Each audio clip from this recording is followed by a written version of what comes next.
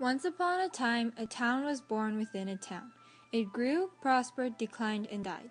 To this BC interior community nestled alongside Okanagan Lake in the heart of the Okanagan Valley came the Chinese, seeking a livelihood in a foreign country thousands of miles from their home. By 1905, they had established a Chinatown near City Park, which covered 2 to 3 city blocks in the Leon Harvey Avenue and Abbott Water Street area.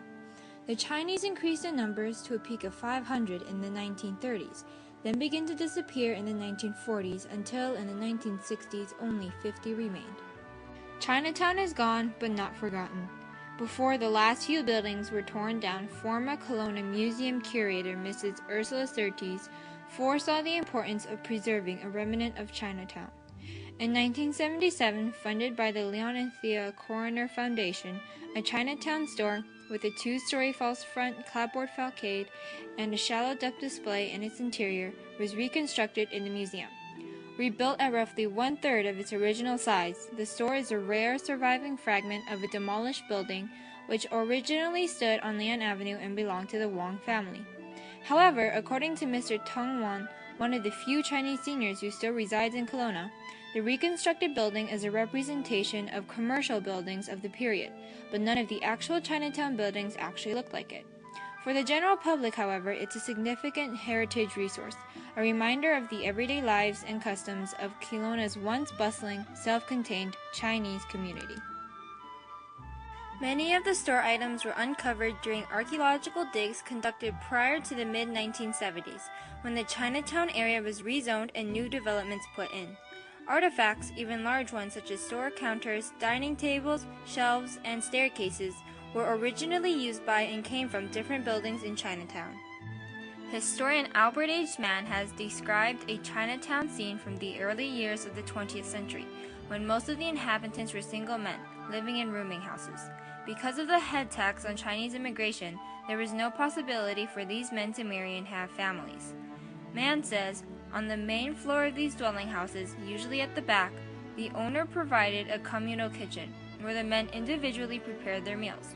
Their diet consisted of basic rice, small portions of fish, pork and chicken, rarely beef, and vegetables, preferably green, which they were careful not to overcook.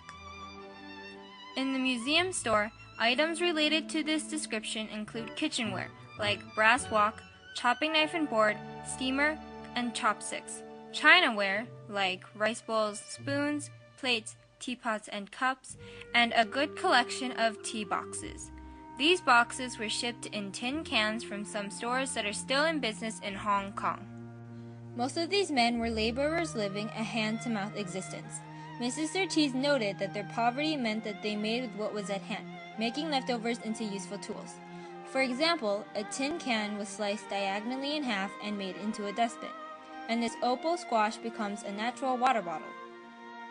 To walk fast and lightly at work, they typically wore Chinese felt slippers. Vera Lawson Wright, a Kelowna old-timer, wrote in 1981, after the day's work, the men padded back to Chinatown in their felt slippers.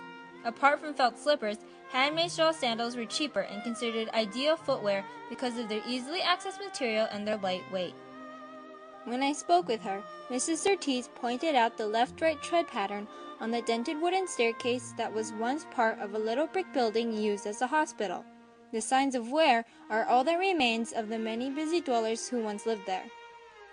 To pass their time when there was no work to do, and because they were deprived of the comforts of family, the Chinese entertained themselves by playing their own music on their own musical instruments. In the museum store, unfortunately, no instruments are to be found, but the museum does have a phonograph and a collection of vinyl records featuring Chinese opera. For the men, gambling was another way to kill time. This set, containing beautifully carved rectangular tokens or counters, was used to play the well-known game mahjong. The men probably read to pass time as well. In the store, there is a collection of a historical fiction, some books of fables, and a newspaper, the Chinese Times, which was published in Vancouver into the 1970s. Since they were far from home, the men depended on the mail to communicate with their families. The museum archive has a collection of these letters.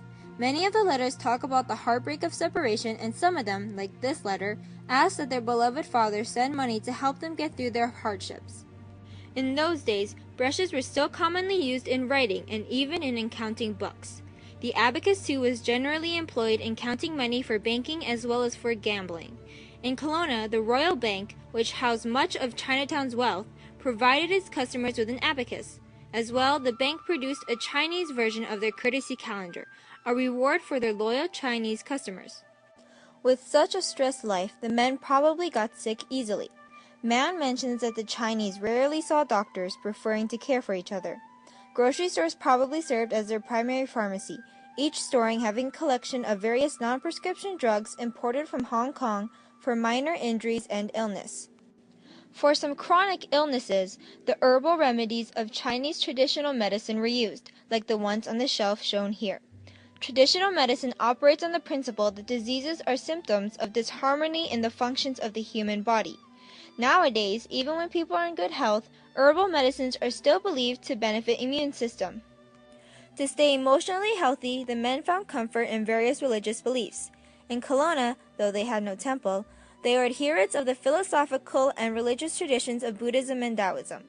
In the museum store, this is demonstrated by 2 scrolls of earth god pictures on the wall, with one being set up as a simple shrine with an upper censer for heavenly deities. The Chinese and their Chinatowns were often described by Westerners as inscrutable and mysterious. Through the introduction of valuable items displayed in the museum store, this video is intended to help unveil the lives of a group of people who spent so many lonely years silently making their contribution to this city.